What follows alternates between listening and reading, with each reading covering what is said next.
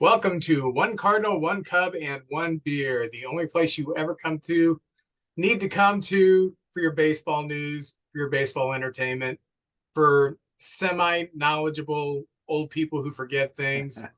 That's our wheelhouse. Speaking of forgetting things, last week I forgot to do the introduction because we had a week off and I was out of sync and I completely forgot to do the introduction. And for those people who just wait for the introduction, I'm going to give it to you right now.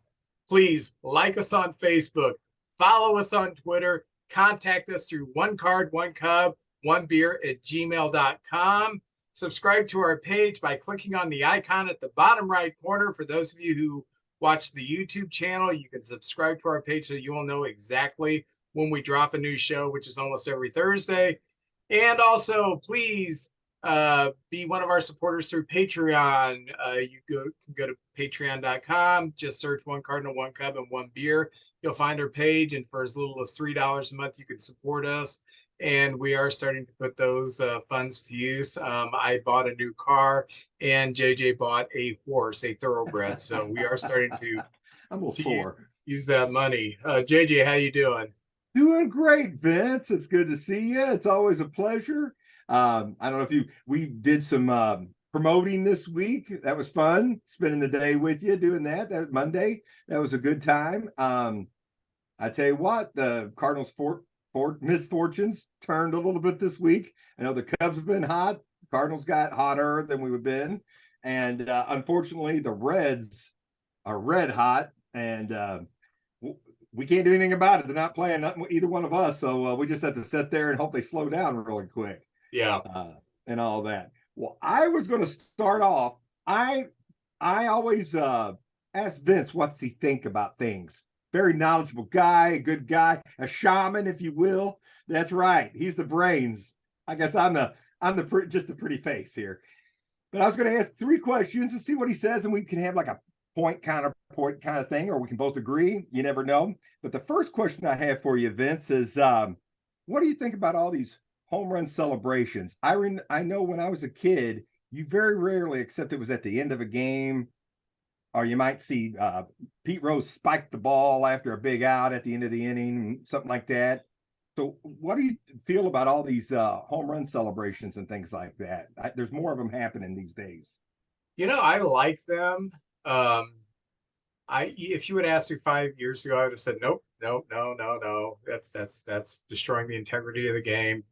I've kind of come out of that and did a 180 the last few years, realizing that sports is entertainment.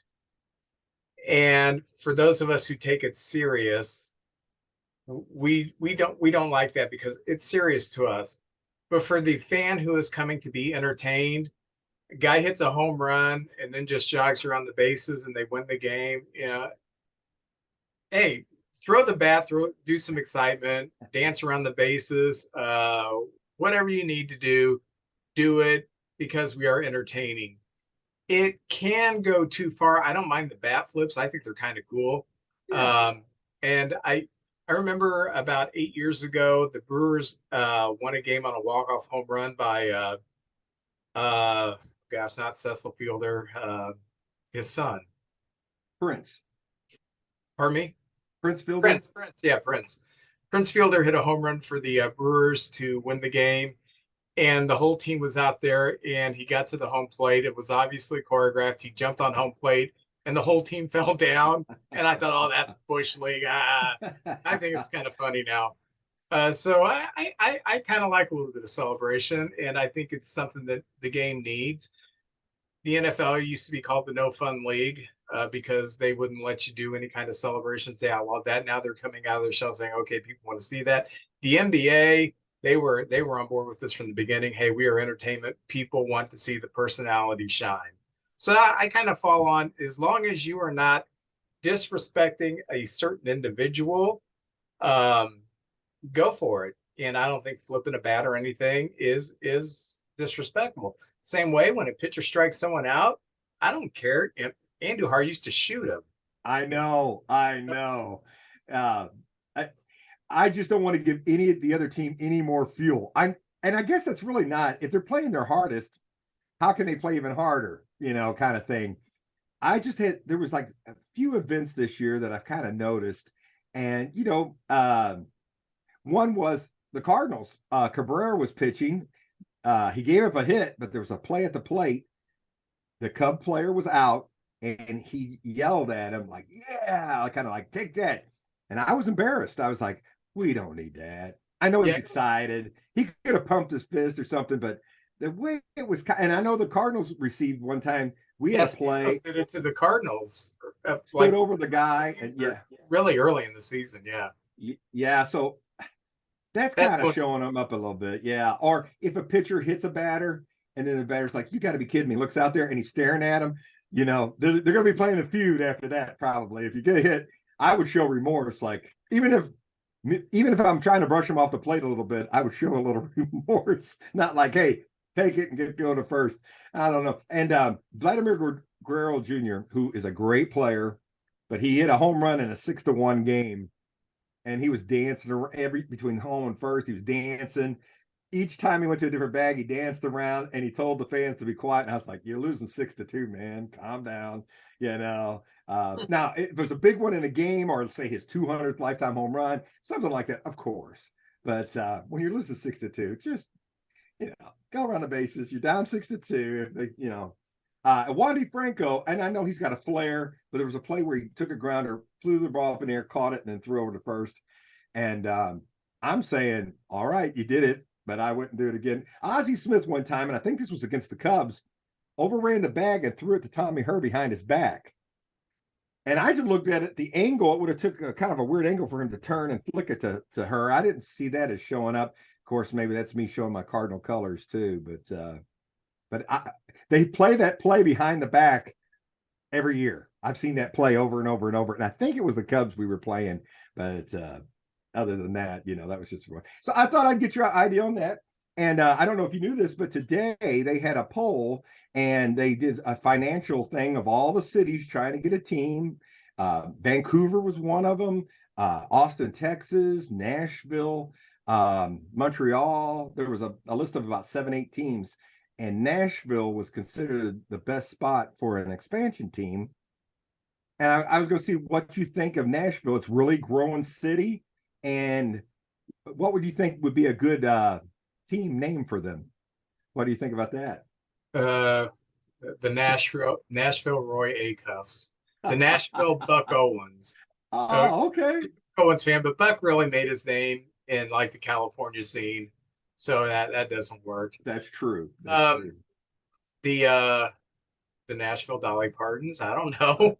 Maybe the Cannonballs, like the Wabash Cannonball or something like that. There you go. Yeah. Nashville Sound or something like that. For some reason, that sounds like it was. Well, they were a minor league team for the Cincinnati Reds, and they've been involved with baseball a good spot. It's growing. They get a good following there too. Yeah, I have no problem with Nashville if they get my heart wants there to be a team in Montreal because I really think they got screwed, and I know they would support a team there. But Nashville certainly would be a good team to have there in the South. And I remember when I was a kid and we would go to Nashville, it was a big city, but it was Nashville. And I used to have to go there a lot in the 90s for conferences. And now I detest Nashville. Nashville is the new Atlanta. They have grown faster than their highway system can handle the traffic, and it's just a pain in the butt to get through. So yeah, the population is certainly there. It's the South where people are going to like baseball. They have a tradition there of baseball. So yeah, that'd be great. I remember Max on the roundtable said he picked Nashville as one of his teams because really there's a big gap there. You got Florida, you got Atlanta, and then you got to go up the coast, I believe, pretty far or over to Texas. So that would be a good place where a lot of fans could come and see Major League Baseball. That would be really nice. Now, let me ask you this. A lot of people don't consider the history of Cardinal baseball and how much KMOX influenced that. Because at one time, Cardinal baseball was was the furthest westernmost team in the league, and they had this huge 50,000 watts station, 500,000, a million watts, whatever KMOX is. And they broadcast to Nashville. They broadcast to Denver. Yeah. The Cardinals, even though they're a small market team, have a huge following, generational following due to that. Colorado now has their own team, so that's kind of cut a chunk out of that. Atlanta got a team, that's kind of cut a chunk out of that. Nashville is going to cut more of a chunk. It's kind of some of these teams that have been put in the South and the West have really jumped right into what was traditionally, before they got there, Cardinal fan territory, and that's kind of eroding a little bit of the fan base. So are you still hot on Nashville, or is now Montreal looking a little better? Well, they're going to have two and Montreal, but Nashville, I think, has earned it. I think it'd be great for the league. It'd be a great road trip to go down and see them. The fans, not with the traffic. I don't. Not with the traffic. Okay, I went down there and seen Billy Joel concert one time at where the hockey team plays, and I really didn't. But I went at an odd hour, so maybe I missed everything. And that was a few years ago now. But I remember KMOX. Bob Costas said in New York when he was a young kid, he could hear KMOX on good nights if the atmosphere was right, and he loved listening to. Well, I don't know if Harry was with us when Costas was a young kid. I don't know how old Bob is, but Jack Buck, Mike Shannon, and those guys. And a lot of the country loves the Cubs because of cable TV when it came out, the Braves and the Mets, and it'd be a chance for the Cardinal fans down there to see him. And the Cardinal fans travel pretty good, and I think we've got the second. Most times we're around second or third in the. I know last year we had the second best attendance.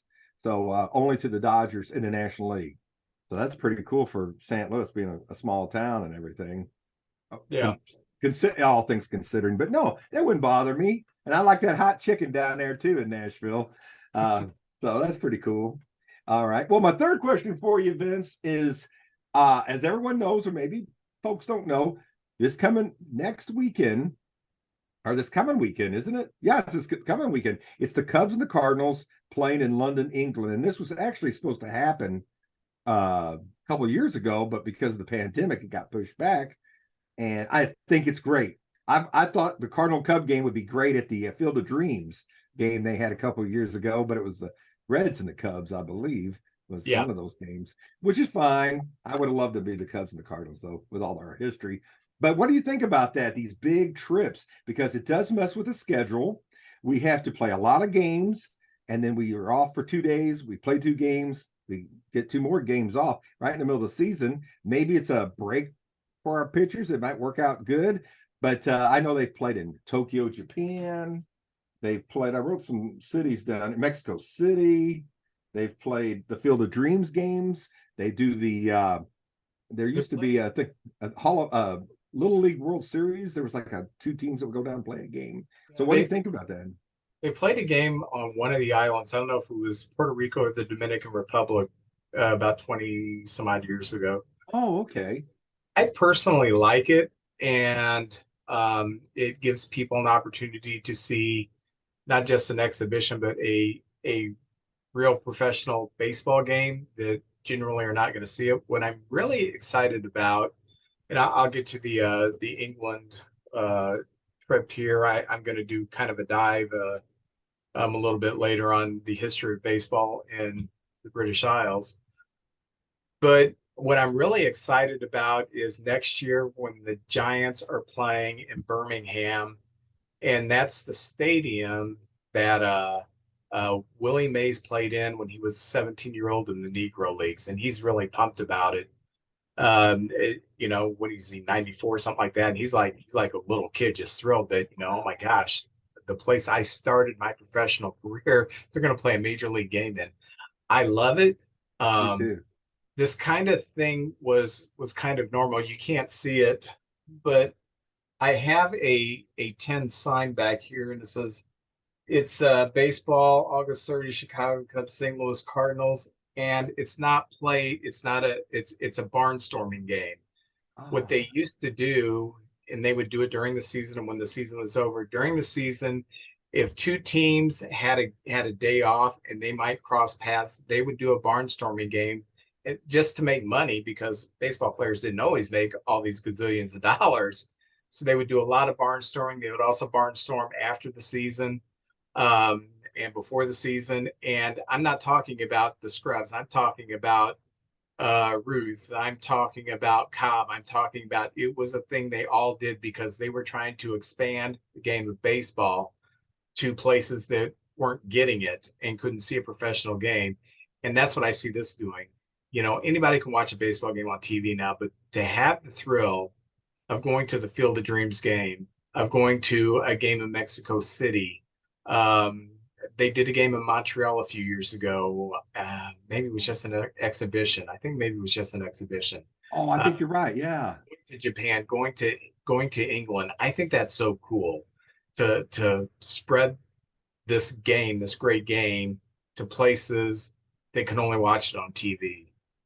Oh, I agree. That and Alabama's going to be great. I hear this is the oldest baseball stadium in the United States. Yes. And 75 years ago, Willie Mays, like we said, played there. It's going to be sort of a celebration of one of the maybe 5 greatest players that ever lived, Willie Mays, the best all-around player, people claim, and I can't argue with it. It's just going to be really cool. The Birmingham Black Barns. I can't read my writing. Yeah, but Rick Woods Field in Birmingham. So that's pretty cool. I'm excited to see this. I'd like to go down there, but for these special events like that, it's very hard to get a ticket.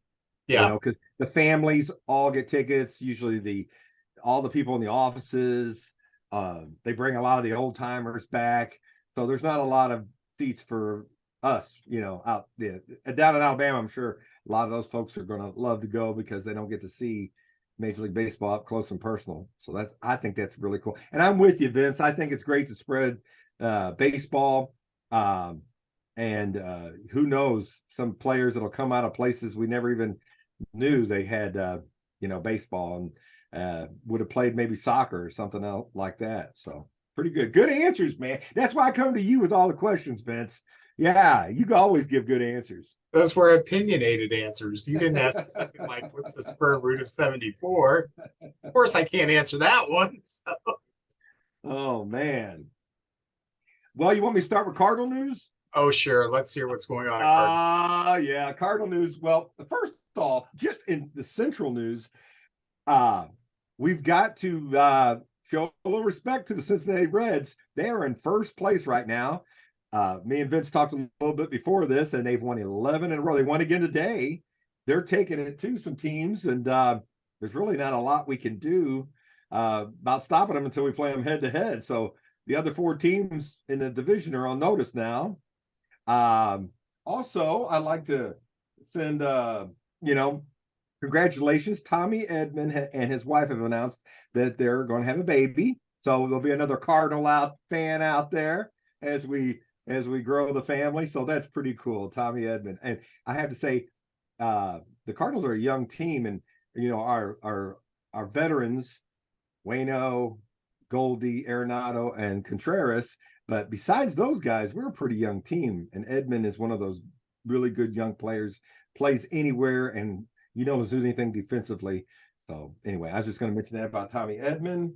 Also, I was going to mention the Cardinal Giant game, but we went over that. And Lars Newbar is back, and he's a fan favorite. And I think with him, Edman, and Dylan Carlson in the outfield, that's a pretty strong defensive outfield, and I think we're going to get that. That's nothing but a plus. And another little news and note thing I wanted to go over before I talk about our games is Skip Schumacher. Skip Schumacher, I consider him in the Cardinal family. Came up as a Cardinal, spent some years here, ended up his career in other places, came back and was a bench coach last year and was named the Florida Marlins manager. And the Florida team's having a really good year, one of the best seasons they've had in a long, long time. And good for Skip. I'd like to see him succeed over there because that's a very tough division he's in. And we've got some work ahead of us, Vince. Coming up, the Cardinals have the Cubs for 2, and then we have the Astros. So we got a tough road ahead of us for the Or, upcoming week. or as my friend growing up would say when the Astros would come in town, the Jetsons' dogs are here. Astro, very good. I like your friend. Well, going into the week, the Cardinals were 27-42. Ouch. We had those 2 weeks, the week you were gone, those 2 weeks we went 2-10, and it was looking pretty bleak. But this week we were playing the Mets and the Washington Nationals. Now, the Mets, we had the 3-game series with them in New York. The first game was not good. They beat us 6-1. Contreras hit a home run, and that was good, but we lost 6-1. But Saturday we won 5-3. It was a really good game, and Waino pitched, had a really good game, gave him everything he had, and he's now 3-1, and that put him at win 200 or 198. 2 wins away from the magical 200, which I'd love to see him get by the end of the year. But we would, more importantly, the Cardinals win 5-3. And Hicks got a save. We've got our bullpen is kind of we've got a lot of young guys who eat up some innings in the middle, but the big four at the end, and Helsley went on the DL. Hicks has sort of moved into the closer role, and he's looking great. And he hit 104, a fastball of 104 in that relief appearance. And I don't know, Vince, I can't even imagine 104 standing in a box, 104. And I'm not exactly sure he knows exactly where it's going. This thing's fading in and out, up and down. I don't know, man. Contreras is earning his money behind the plate, chasing that ball around. And then we had the rubber game on Sunday, and the Cardinals went 8-7. And this game went back and forth 3 different times. Nolan Arenado homers twice, and he's been in a little mini slump offensively. DeYoung hit a home run, and Jordan Walker hit one. And Jordan Walker has done nothing but hits since he's been called back up. Maybe going down to the minors was a good thing for him. Seems like he's getting a little lift on the ball, but he always made high hard contact, but now he's getting a few out of the park. So that was home run number 6 for him, 10 for DeYoung, and now Arenado's got 15. So the Cardinals won a series. Oh, look out, man. Print those playoff tickets. So now we go down and we're going to play the Nationals, who have been struggling. I think maybe the third worst record in baseball, underneath, just barely above Oakland and Kansas City. So we play Monday and we went 8-6. That's 3 in a row. Let's see. Flaherty was very shaky at the beginning, but straightened up, and he got 6 in the third. He gave up 6 runs, but those were in the first couple of innings. 5 Ks, 1 walk, and Hicks comes in and gets his third in 3 straight. The 3-game winning streak. Hicks got the save every time and looked fantastic each save. So that's good to have some stabilization in the bullpen. And I'll mention something else about our starting pitchers here in a minute. And then Tuesday, Montgomery went 7 innings and only gave up 1 run, and we win 9-3. And Dylan Carlson, who I always believed in, it's taken him a while to become the player I think we thought he would be. Defensively, his arm, his range is fantastic. But when Bader was on the team, it seemed like he hit better when he played right field. In center field, there's a lot to. I mean, you're backing up everybody. You're coming in all the time. I think he might be a better right fielder than a center fielder. But although I think defensively he's our best center fielder, but he's hitting better as a right fielder. Go figure. Maybe that in the future he'll go back to center. But Edmonds is playing a great center right now. But we win 9-3, and Montgomery was star of the game, and Dylan Carlson hit 2 home runs. And of course, with our starters going longer, our bullpen now only has to get 6 outs, maybe 8 outs, instead of getting 12 outs. And that's kind of changed a little bit of our fortune. They're getting more rest, and that's a good thing too. And then today, Wednesday, we lost 3-0. It was a rainy day in Washington. I'm not making any excuses. The Nationals had to play under those conditions. We had to play under the conditions. There wasn't much hitting. We lost 3-0, but Miles Michaelis went 7 innings, and I thought he was fantastic. 2 runs. I tell you what, we're getting some stolen bases. Goldie, of all people, has 8 stolen bases on the year, and Edmund has 13. So we go 4-2 during the week. which is much better than 2-10. And now we're 31-44, but we're 9 games out because, like we said, the Reds are red hot, 11 in a row, and they just keep pushing us further and further back. And Vince, I don't know about you, but a game, I consider a pitcher, if he has a good game, it's 6 innings, 3 runs. Because even if they gave up 3 runs, you should be in the game.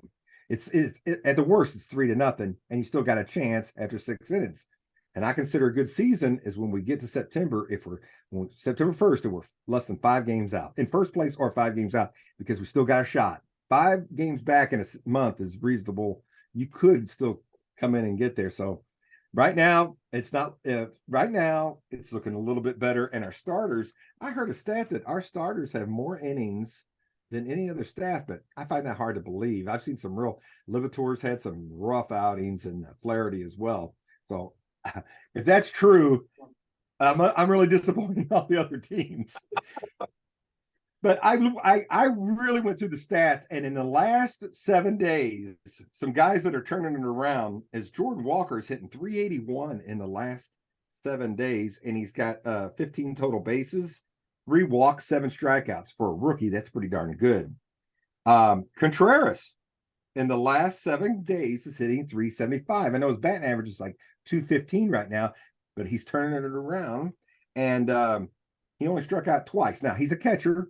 He either DHs or catcher, and Kisner seems to be catching like every 4th game, something like that right now. So he hasn't batted as much as some of the other guys. Donovan has been fantastic. That guy, his on-base percentage is fantastic. Hit 414 this week. He's hitting 393. Struck out a little bit much this week, but he's tied with Jordan Walker for total bases. Carlson's coming around hitting 333 since he returned from the DL. And Tommy Edman hitting 263 with 3 stolen bases, but he's got more walks than strikeouts, which is a good turnaround. Hicks, I mentioned him earlier, 3 saves this week. In 4.2 innings, he has struck out 7 and gave up no runs, got 3 saves. And Montgomery has been, him and Michaelis are the aces of the staff. They've really done good. Not as good as Steele and Marcus Stroman. I'm not gonna go that far. They're not. Them guys have had a great year, but it's starting to turn around for those guys a little bit. But we've had 3 guys in the last 7 days who have ERAs over 10, and it's Matz, who's just I don't know what's going on with him. Stratton and Liberatore in the last 7 days have just been terrible on the mound. So maybe a new week, maybe a couple of days off. They haven't pitched in a few days. Stratton did and did okay the last game he pitched. But Vince, that's it from Cardinal Country. We're 4-2. I'll take it. We're going to have to go on a big streak though if we're going to get those Reds. Or any of us 4 teams that aren't the Reds in our division. I'm going to be rooting for them when they play the Reds this year. Yeah, me too. Yeah.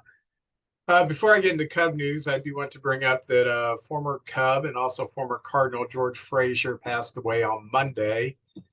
He pitched in 78 through 80 with the Cardinals and 84 through 86 with the Cubs. He played on that 84 team with the Cubs that went to the playoffs and lost to the Padres. But what he is most remembered for is in the 1981 World Series when he was playing with the Yankees. He set a record for losing 3 World Series games. Now, nobody wants to hold that record, but Right. what I will always remember about George Frazier and why I've always respected him is because he sat there at his locker room with the New York press and he answered every question like a professional after losing 3 games, after losing that 3rd game in the World Series where the Dodgers won. Just completely classy. He's from Springfield, Missouri. I can't remember what high school he went to, but he's from Springfield, Missouri. Local boy, played Cardinals, played with the Yankees, then he played with us. He played for the Twins. His last season was 87 when the Twins won the World Series against the Cardinals, so he has a World Series ring. And then he served for many years as a color commentator for the Rockies out in Colorado.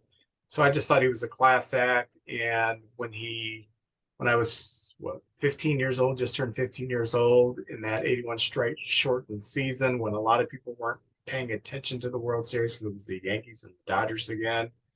course, the nerd Vince is, and I sat there and I watched this poor guy answer every question, not get snippy, not deflect anything. He just took full responsibility. He was a man. So rest in peace, Mr. George Frazier. It's been a great week for the Cubs. We, since our last recording, have went 7-1, and uh, we had finished our series. Or we, yeah, was it? Yeah, Wednesday night when we recorded, we were playing the Pirates in the second game, and then we played them on Thursday. We swept the Tuesday, Wednesday, Thursday. Then the mighty Orioles came to town, and we won the first two games. And it looked like we had a pretty good shot at the third game, but it just wasn't meant to be. But we did take two of the three at home against the Orioles. So we're feeling pretty good. When you consider that the previous week we'd won two of our last three in San Francisco, we're on a pretty good roll. So after Baltimore, we have to go to Pittsburgh, which is the series that we have before we take off for England. We swept the Pirates. We shut them out on Monday. We shut them out on Tuesday. Very good. And Monday, Smiley goes 5 for the shutout, and on Tuesday, Stroman goes 7 for a shutout for their part of the shutout. Stroman is now 9-4 with a 2.28 ERA. But the most impressive stat with Stroman is in 15 of his 16 starts, he has had a quality start, pitching a minimum of 6 innings, giving up a maximum of 3 runs. And his ERA would be well into the ones. His only bad start was in Minnesota when we played the Twins early in the season. In 2 innings, he gave up 6 runs. He wasn't hit too terribly hard, but it was just one of those games. You take that out, he's got an ERA that's well south of 2.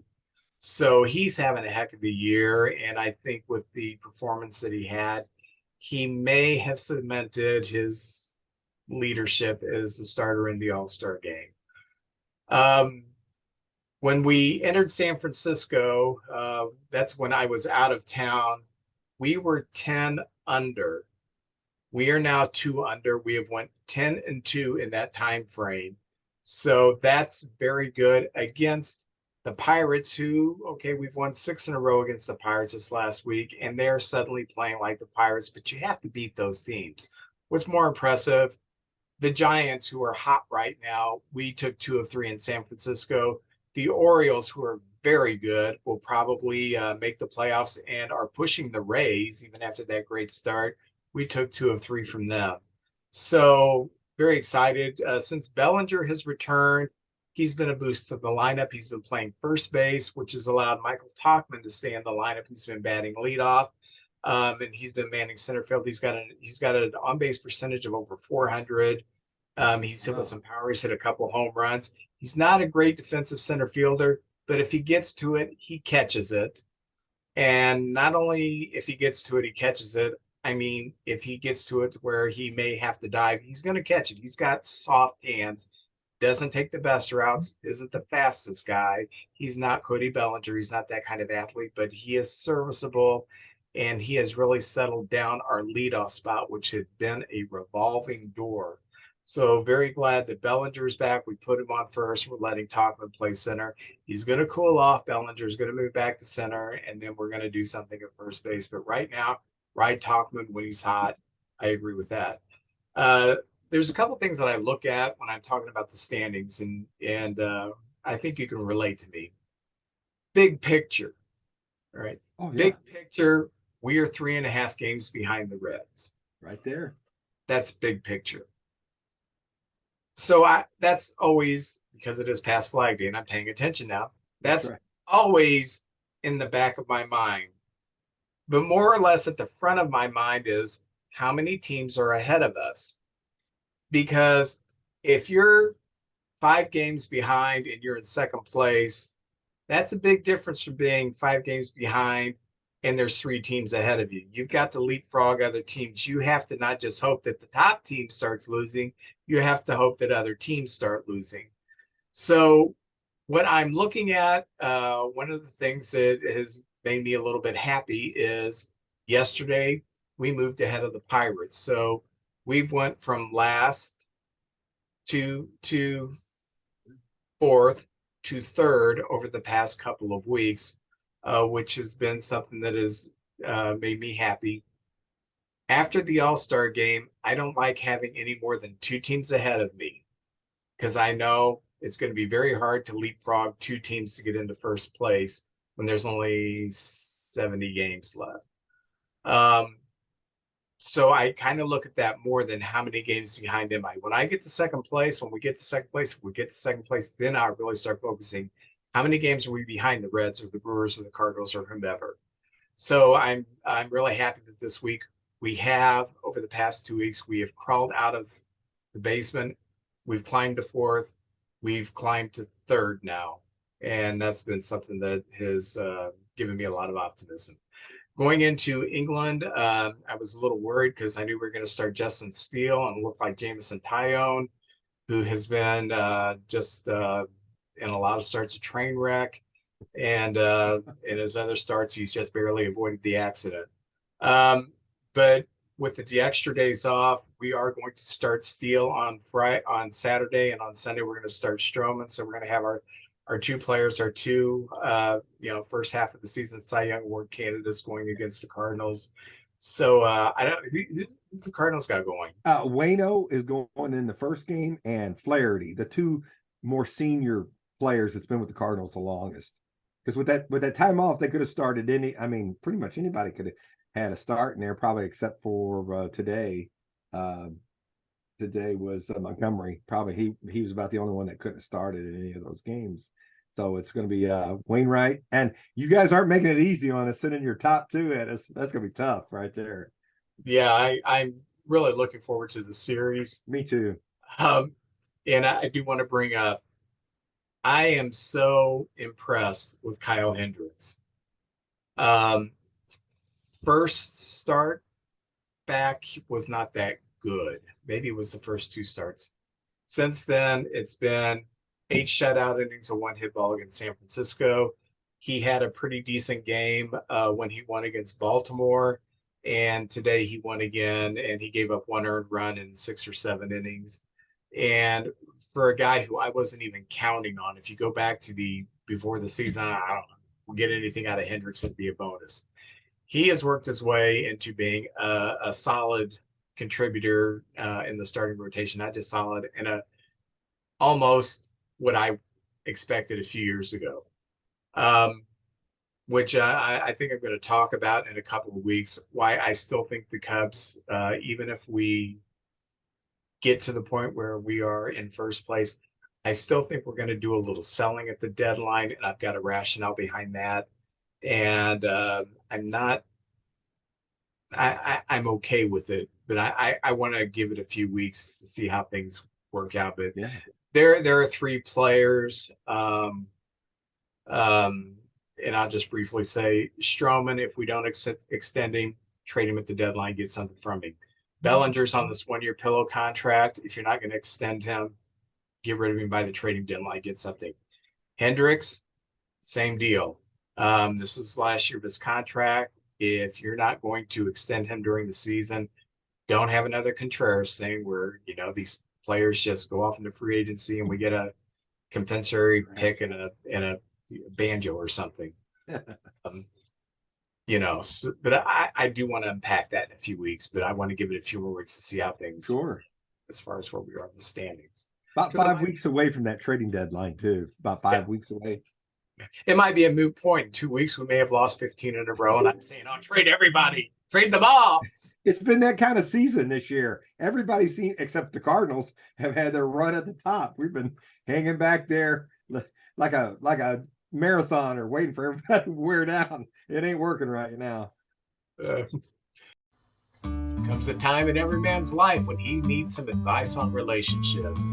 you need to listen to the podcast DMDR, which stands for Dating, Marriage, Divorce, Remarriage, from my good friend Jeremy Connor, the Dr. Phil of the Boot Hill. You can find DMDR on Spotify or whatever platform you choose to listen to your podcast.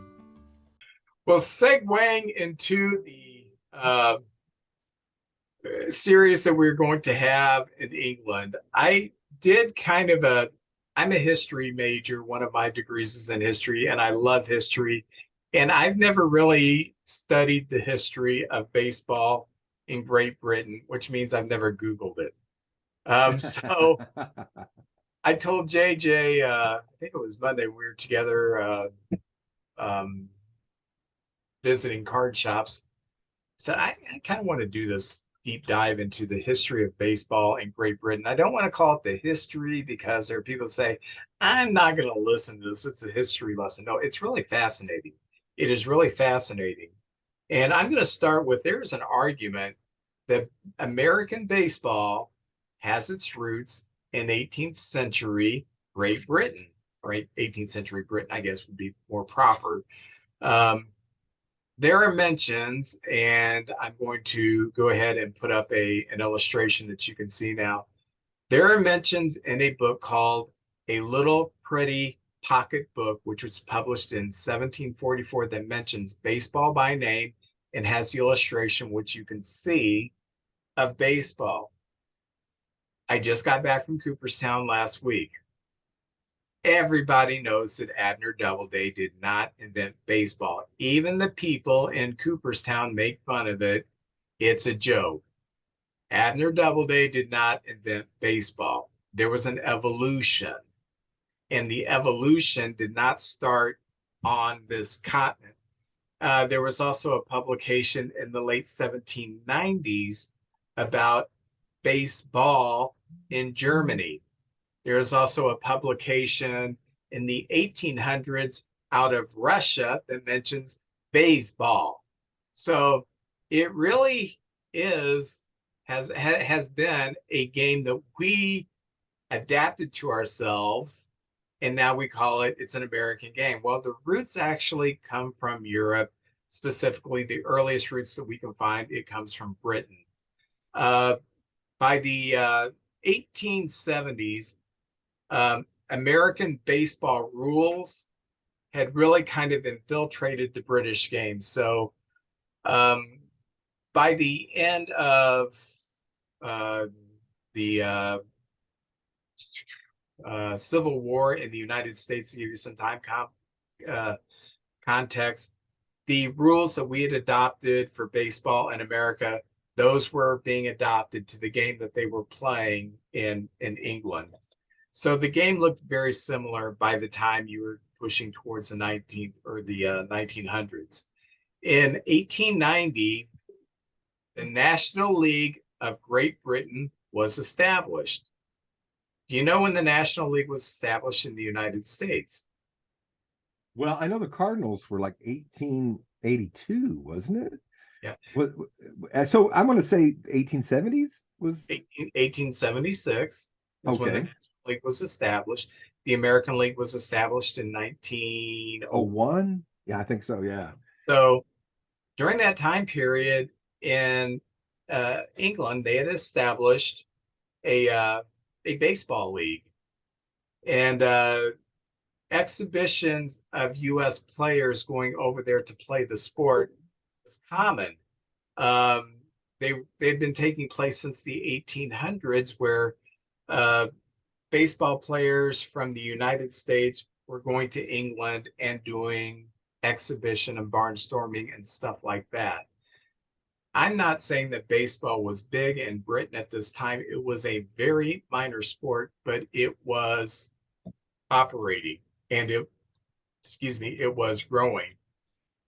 In 1889, Al Spalding, we all know Spalding, Al Spalding, he did a U.S. tour, one of these U.S. tours, one of the many U.S. tours, and his was so successful that it inspired the professional teams in Britain, and that's when they decided they were going to have a league called the National League of Great Britain.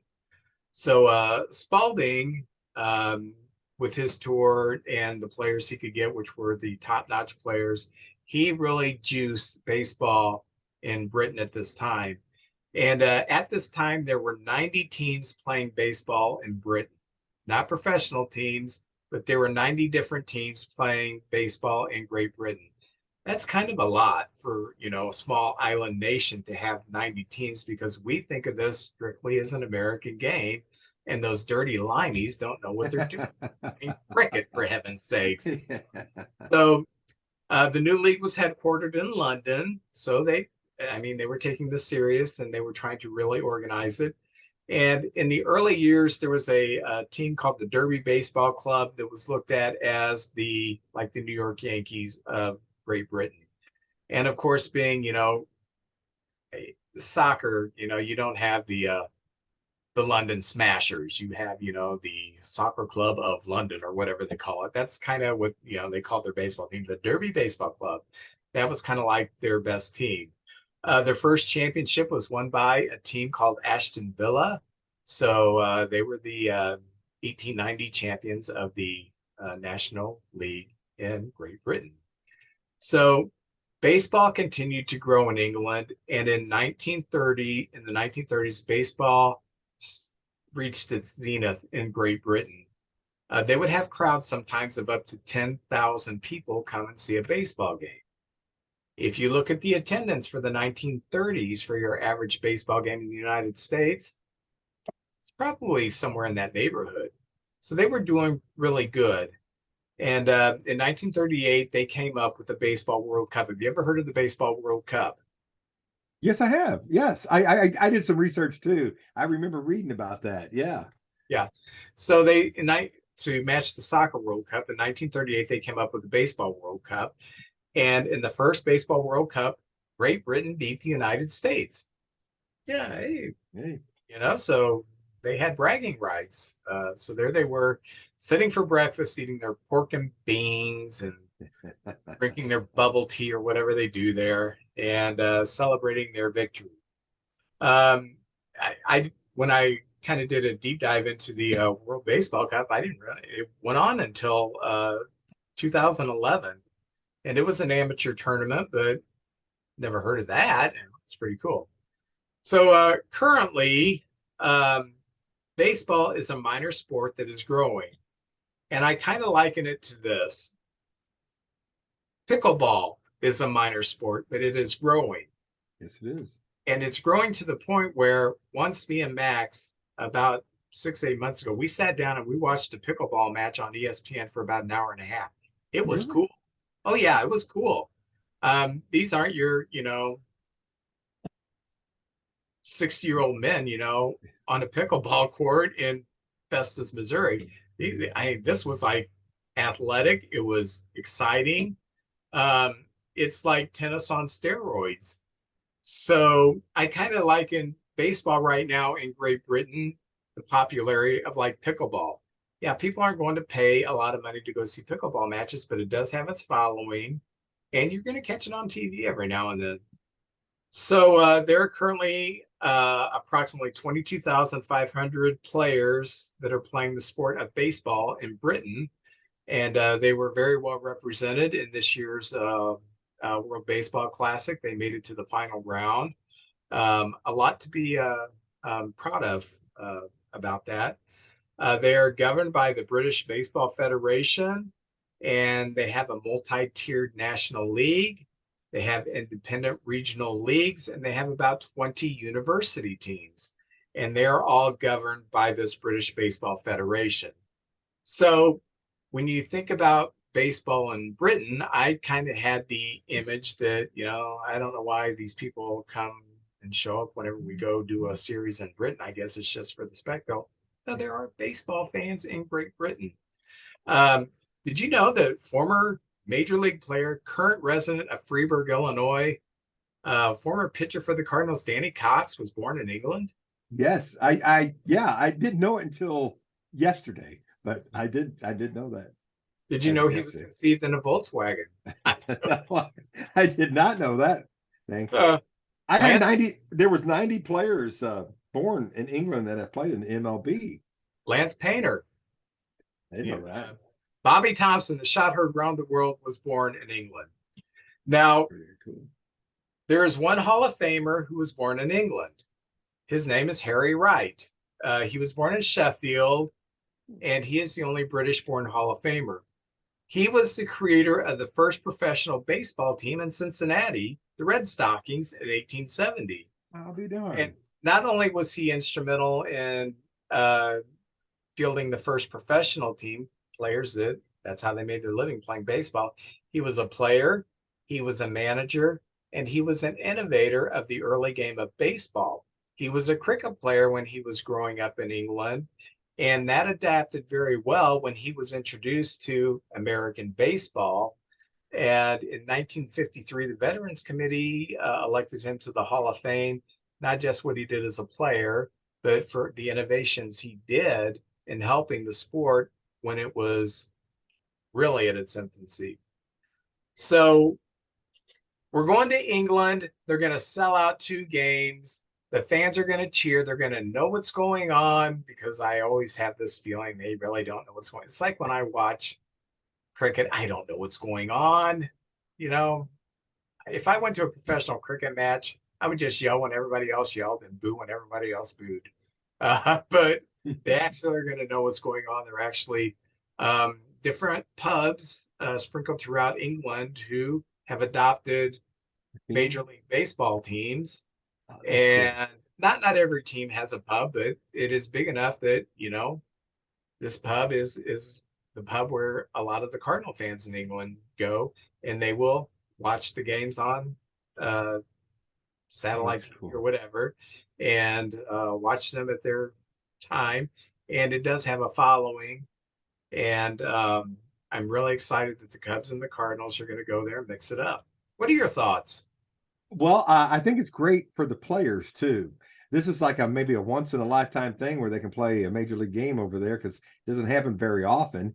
And the way I kind of understand it, the families are going to go as well. The front office, it's going to be a big family get together kind of thing too. And by the way, there'll be a ball game going on with all this other stuff happening. I know ESPN is going to be all over this pre-game stuff. How does it feel to be over here? Everybody's going to get asked that. But as a fan, I can't wait. I'm very excited to see this. I'd love to be over there, but and a lot of our military, we have a lot of military guys based in England as well. So maybe that's helped kind of make it grow too. I looked this up. Scotland has baseball as well. It's not as big as it is in England, but the top team in Scotland is the Diamond Devils. That's a pretty cool mascot team. The Diamond Devils. Was it the kilts? Well, I seen one that was the Diamond Devils. How did they play in kilts? Oh, I don't know if they play in kilts. That could get a little dicey. And if you wear a kilt in Scotland, it's a traditional wear, which means there's nothing under it. So if you're playing out there in your kilt and you get a bad hop, hey, the White Sox played in shorts, so I think they wore underwear though. Yeah. By the way, in the Hall of Fame, they have a mannequin with the White Sox guy. He only played 1 or 2 games that way, but he's in his White Sox shorts. He's in his White Sox shorts. They went through a lot of uniforms, those White Sox players. Oh, that was cool. I don't know if you knew the World Baseball Classic, because we went over a lot of information there. Do you know who coached the English team in the World Baseball Classic? No. Trevor Hoffman. His mother.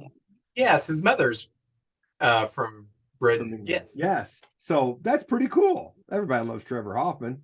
Yeah. I thought that was pretty cool. And some of the team names, I was looking through those 22 teams they have over there. Let's see. Let me see here. The oldest, the Liverpool Trojans. I'm a Beatles fan. I would love to get a shirt or a hat. Liverpool Trojans. That's pretty cool. The Manchester Bees. That's all right. That sounds like an old time team right there. The Sheffield Blade Runners. I don't know what the mascot looks like, but I'm thinking of the movie. Maybe it's Harrison Ford running across the bill or something like that. The Worcester Sorcerers. The Worcester Sorcerers. And the last one I have is the Hull Scorpions. So that's some of the team names right there. How many And Scorpions are in England? I don't know. Well, they're a German band, so maybe they live over there or something like that. The Scorpions, Big City Nights. And I have something to show. I'm a Mr. Collector, and Vince was with me. It's hard for me to give up, but I have the Wainwright English bobblehead. And look, it's an old British phone booth, the box, with every angle of him pitching. And of course, I have to show this off. It's the Wainwright Buckingham Palace bobblehead. Look at that. How about that? Got the little Cool. hut and a lamp right there too. So I had to show that off. But that's pretty cool. They've got pretty inventive with the bobbleheads this year. But Vince, that's all I have on England. That was a good idea. I really enjoyed going through that. And wasn't the game kind of based on some game called Rounders? Was there? Yeah. I kept reading about this game Rounders. I thought it was more came from cricket, but apparently there's a game Rounders that was very close to what we know as baseball. Yeah, when you watch a cricket match, and I have seen cricket, I just don't know exactly the point of it. I think it's boring, but it there's really not a whole lot that resembles baseball besides you're hitting a ball with a paddle. Um, I mean, you got to bounce up there like stick ball on the street or cork ball or whatever that was called. Yeah. Yeah. So I can see that, if cricket's very popular, baseball would have a hard time catching on because They're you're, just so you're hitting different. things. Yeah. Yeah. And baseball in all the basically in every continent except North America, soccer is king. And soccer is a game where there's no timeouts and stuff's always moving around even though they never score. Moving around, moving around, moving around. Don't score, don't score, don't score. Moving around, moving around. But anyway, um, baseball really is a unicorn when it comes to sports because there's so much downtime, so much it moves at a snail's pace compared to other sports. And I think that that's one of the things that has inhibited baseball from spreading to some of these European countries is because they're so used to soccer and something happening all the time. Baseball adapted very well, and the Asian countries adapted very well, and South America, Central America, the island nations has adapted really well in Australia. We've had a few Australian, Graham Lloyd, Yeah. Craig Shipley, they played in Australia. So it has done very well in some areas. I just hope it really starts catching on in Europe, so we can have something else we can beat them in. Very good. Very good. All right. Well, JJ, before we get to opening our baseball cards, JJ and I, we visited some card stores, and some of them are going to be are helping us with a little bit of advertising, getting the word out. So we're going to do a shout out to them. One of the places that we went to is a place called All American Sports Collectibles in South County Center. So if you're in South St. Louis, you're in South County, you got to visit this place. They have all kinds of tremendous stuff. What was it you asked for that he had? You Well, asked for some of the things he had. We had the Yadier Molina catching mask, home and away, both signed. Enos Slaughter. I'm a big Enos Slaughter fan. Slaughter. He sold the one he had, but it was like a black and white, maybe it looked like the 40s, stuff like that. He had team pictures signed by everybody on the team. Of course, some of these cost pretty good, but they're incredible. It's just fun to go in there and window shop. It's really cool. Yeah. He had the Sports Illustrated that JJ showed a few months ago of the Cardinal $1 million team. Oh yeah. Was it 68 or 69? But I thought it was 67, that 67 World Championship team. Yeah. They had them all there, in their 60s attire and everything. And he had every one of them signed. So that was Really except cool. except for Maris. That was the only one that wasn't signed on there. Even Red Shandinks, the coach who was sitting across in the picture, even he had signed it. Yeah, and that's pretty sharp. I'd love to have that. Well, Maris has an excuse. Okay. Yes. Then we went to a place called the Dugout on Watson Road. I had been by there before. I had not yet stopped by there. And that was really cool. JJ, of course, no matter where he goes, he knows someone or he has a connection. And he is talking to the proprietor there um, and Tony Pruno. Is, Tony Pruno. I just mentioned Tony Pruno, and that guy's face lit up. I mean, I think he could have given us he might have been giving us free gifts if we hadn't left. He he was talking about Tony comes in all the time and sets aside some of he called them vintage stuff because Tony don't mess around with he only gets the top tier stuff. So he goes, oh yeah, I know Tony Pruno. So that's pretty cool. that's where you got your Wainwright, isn't it? That's where I got the Wainwright there. Great deal on it too. So go there, look around, but I think you're going to get some of your best prices right there. He's really good about taking care of you. We visited a place called 1 Million Baseball Cards on Manchester, the 1400 block of Manchester, in a little strip mall. The exact location is 14560 Manchester. And I'll put these on the screen so you can see this. They do have 1 million baseball cards there. So knowledgeable and so personable. We had a good time there. Of course, JJ, who knows everything about baseball cards, he starts talking to a guy and they get more nerdy than my baseball cards pretty quick, and I'm just standing there. We went to a place called 314 Sports Cards and Collectibles on Olive, 9640 Olive. So those of you who are out in that area, Olivet, getting towards the airport. Overland. That's a really great place. They had a lot of stuff going on there, a lot of cards, and I think they had like 4 people there. Yeah, I mean they had a lot of people there. It seemed like working there. A big staff. That's where I learned that the set number 2 for the 2023 tops is out right now, and I had no clue. I knew it was coming, but they already had it in stock. So anything old and new, they'll cover you right there, especially with the cards. It was mainly cards there. Then we stopped off at a place called the Collector Store at 1106 Young Station Road, way out west, and they do a lot of gaming, and they got a huge game room, which was really cool. So those of you who are into gaming, man, you got to see this place. But also, they have their section of their sports cards, their baseball, and they seem to have one guy who is really, the sports card guy, the sports collectible guy, and that was a lot of fun too. So we're going to be visiting some more of these card shops. Probably towards the middle of the summer. But they're going to help us out with some advertising. So we're going to give them out a weekly shout out, and they're going to be the shout out that we have every time we open up baseball cards. So JJ, what are you opening? Oh, I have fallen in love with the 2023 Heritage cards, the tops. They look like 1974 cards. I absolutely love these cards. 74 was the very first year I kind of remember the baseball cards. A friend named Kenny Giffen in 4th grade had these cards, and I'm like, what's that? And all the stats were on the back. And so they went back, put today's players on these 1974 style cards. And away we go ahead. 1974, we just had Father's Day.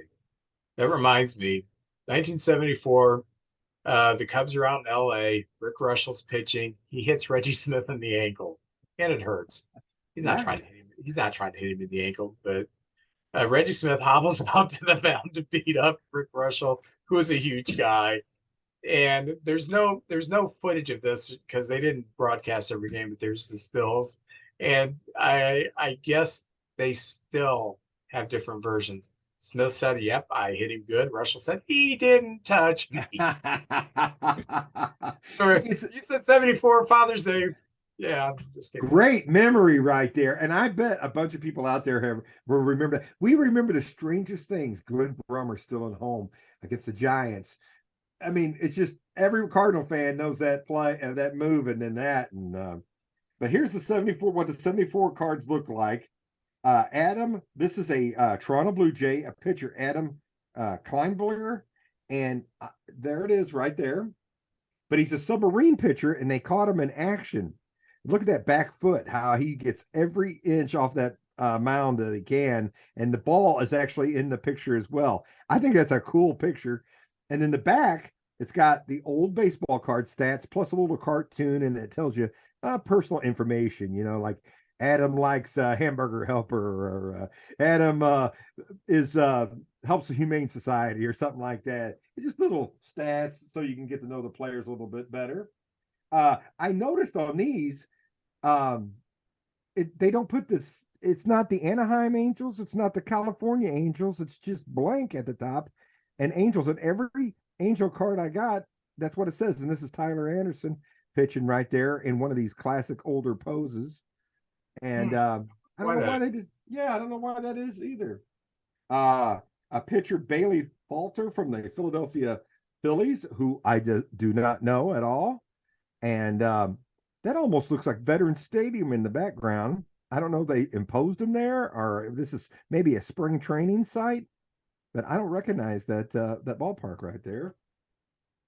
This kid is the Dodgers keep coming up with great young players, and this is another one of them, an outfielder, James Outman. Yeah. And he's having another, and this is his rookie card too. You never know what rookie card's going to take off. It's usually if they print too many of them, the value goes down. But that's a nice looking card, nice looking player there, and another one of the great Dodgers players that they have. Let's see. Oh, another Angel, Hunter Renfroe, who's been around the league a little bit. Let me get that a little closer to the camera. There he is, right there, in the classic Angel outfit. Brewers are missing his bat this year.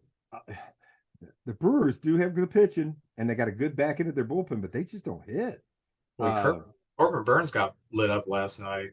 I know, and the Reds have just flew by them. Yeah. And you guys are right on their tails too. That's going to be next to my site. Yeah, so maybe next week we're talking about y'all being in second. Texas Rangers, who I do not know this guy, Yeri Rodriguez, good looking kid there. It's his rookie card, by the way. And then and now, this is the home run leaders, and you have Michael Jack Schmidt and Kyle Schwarber right there. I like that because they're both in the 74 style. And my last one is on the all rookie team. They've got the little crown, and it's World Series MVP Jeremy Pena right there. Sliding in there. And there we go. Oh, yeah, that looks real good right there. Yeah. So how about that? So you can buy these sets where they have just 9 or packs where they have 9, or you can buy the packs with 20 in them. So, and they don't have the gum either. For people out there that were the gum fans, I don't know anybody who did care for the gum, but that was they made the cards smell good. That was about the only thing they did. That's about it. That's my set. Well, I bought this pack that had 36 cards in it, 2003 Topps Series 1, and I said I'll do these in third. So I'm doing the final third of this package. Yeah, set 1. All right. So, and automatically I am happy because I have who I think if he keeps going is going to be the NL MVP this year, future Hall of Famer Frederick Freeman. What a year. Great guy. Yeah. From the Mariners, Abraham Toro. Oh, okay. From the Brewers, Willie Adames. When we were up there, he's hugely popular on that team. A lot of people in the stands had his jerseys, a lot of kids and everything. Very popular player up there. I love this card. This is my favorite card I've seen in a while. It's San Diego 1-2 punch. It's got Joe Musgrove and Yu Darvish on there. I love that card. That's a great card. Oh yeah. In the back, it's the writing, that just it just has a very cool look to it. Very nice. Talks about Musgrove's 8-0 start, and awesome. Very cool. Stars of MLB: Riley Green, that foil Oh look. yeah. Another stars of MLB: Jazz Chisholm Jr. Oh yeah. I wish my light was better. By the way, he played in the World Baseball Classic for England. Yeah, That's one of the research. I remember that now. I oh, this is cool. This is really cool. Okay. This is the 2022 American League batting average leaders. We have Arise, we have Judge, we have Bogarts, the top three. Oh, very good. Arise Arises. hitting 400 again. What? I so hope he does it. Oh, I do too. I do too. All right. Then I've got the Baltimore Orioles team card. And on the back, it has Ah, the team leaders for 2022. I love those pictures. Look what I got. Another Jazz Chisholm Jr. Look at that. There he is, There he is. the Awesome. speed demon. Um, future star CJ Abrams of the Nationals. Oh yeah. Okay. Um, this guy's a pretty good third baseman. Too bad he had to follow Arenado, but Ryan McMahon. Yes. Actually having a great year this year. Yeah, he is. Got some statistics on him. Oh, American League ERA leaders, the top three: Verlander, Dylan Cease, and Manoah. There they are. Oh, Manoa having all he got sent to the minors, He got having a sent lot of difficult. And I thought, you know, Florida League. it's been crazy this year. Sandy Alcantara haven't struggling. Rondon hasn't pitched much at all, if any. And some of these guys were some of the best pitchers last year. Verlander's been hurt, so Yeah. you just never know. You never know. And then there's times when Justin Steele comes out of left field. Just Justin Steele, just throws the ball like crazy. So this is for gonna be fun. JJ, it has been nice because last week we were both a little down because we were doing bad. And that's what I love about baseball. You can have a good week and suddenly you're like, hey, let's do the podcast. We're both winning now. Before we get on a slump, let's get it out of the way. Yeah. Yeah. I don't like I my purpose is to be honest with what I think when I'm on here. And I don't like being negative all the time. Um, but when the team's losing, you look for answers mentally and you start looking, why are we losing? And then you start highlighting all the negatives. And when you're winning, all those negatives seem to dissipate.